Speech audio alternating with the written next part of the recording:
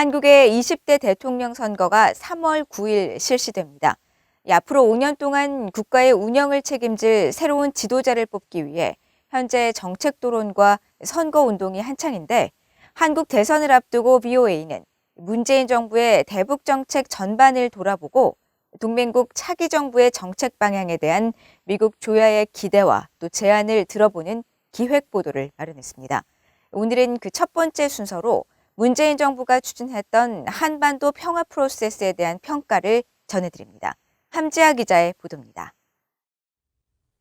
북한이 동해상으로 탄도미사일을 발사하며 새해 첫 도발의 신호탄을 쏜 지난달 5일. 문재인 한국 대통령은 북한에 대한 규탄 대신 대화의 끈을 놓지 않겠다는 메시지를 내놨습니다. 임기 초부터 확고히 제시한 대북 포용, 관여 정책을 임기 마지막 순간까지 가져가겠다는 의지를 거듭 분명히 한 겁니다.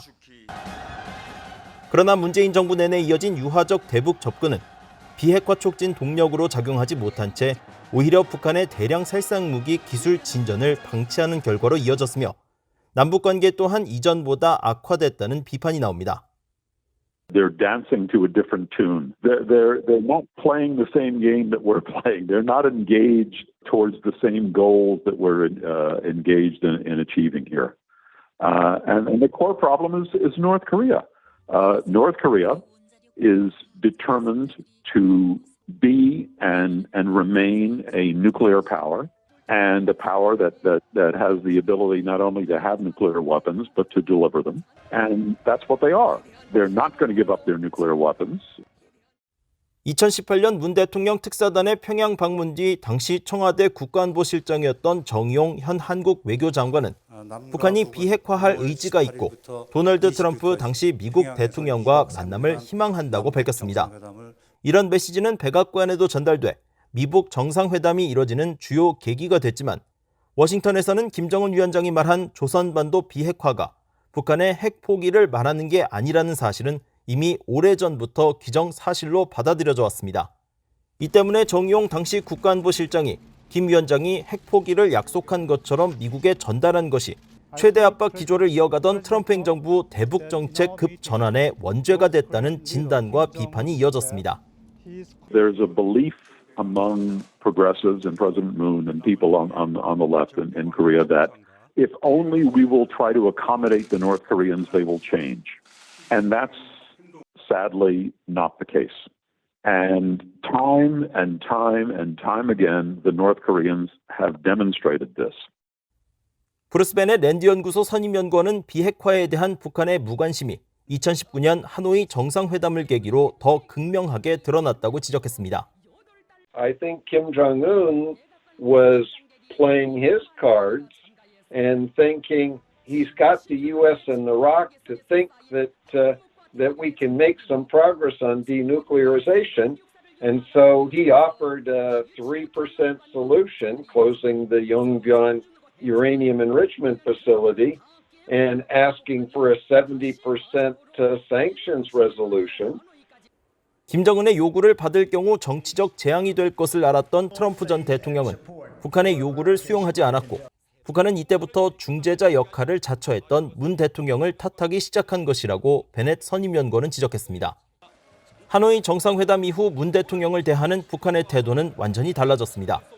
김정은 위원장은 2019년 4월 최고인민회의 연설에서 한국 정부 당국을 오지랖 넓은 중재자로 지칭하면서 실천적 행동으로 그 진심을 보여주는 용단을 내려야 한다는 훈계성 발언을 했고 이후 북한은 문재인 대통령을 가리켜 태생적인 바보, 특등 머저리 등의 원색적인 비난을 이어갔습니다.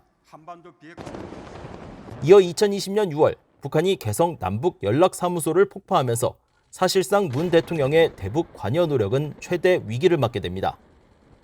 He could not advocate for violating UN sanctions. He could not repeatedly offer an extending list of benefits after North Korea has threatened South Korea, blown up the inter-Korean liaison, threatened South Korea if it doesn't impose restrictions on free speech in South Korea. 문 대통령은 이후 미북 대화가 장기 교착 상태에 빠진 상황에서 종전선언이라는 카드를 꺼내들고 다시 미북 대화의 가교 역할을 시도했지만 종전선언 당사국들의 적극적인 지지를 이끌어내지 못한 채 이마저도 동력이 거의 꺼졌다는 관측이 지배적입니다. But the thing is, an end-of-war declaration for North Korea would undermine some of the rhetoric and propaganda that it uses to highlight nationalism in the country. In other words, to create the outside threat to build cohesiveness inside the regime. The United States, on the other hand, end-of-war declaration would basically undermine their reason for being on the peninsula. 워싱턴에서는 문 대통령의 관여와 포용 일변도 정책이 북한 인권 실태를 외면하는 결과로 이어져 한국 내 표현의 자유를 억압하고 유엔 인권 결의안 공동 제안국 불참 등으로 이어졌다는 비판이 지속적으로 제기돼 왔습니다. Well, I think there's a legitimate argument that in his effort to be as nice as possible to Kim Jong-un, that he had to turn off any effort to deal with the human rights issue and, in fact, compromise democracy in South Korea in terms of free speech in that regard. If he would have succeeded in North-South reconciliation, then perhaps there might be a stronger case for it. 이와 관련해 에반스 리비어 전 국무부 동아태 수석 부차관보는 한국의 진보 정권은 언제나 강력한 인권 배경을 가진 인사들이 이끌어왔지만 북한 문제에 대해 이들이 기억 상실증에 걸린 듯한 태도를 보이는 것과 인권 문제에 대한 자신들의 근본적인 약속을 망각했다는 점은 매우 안타깝다고 말했습니다.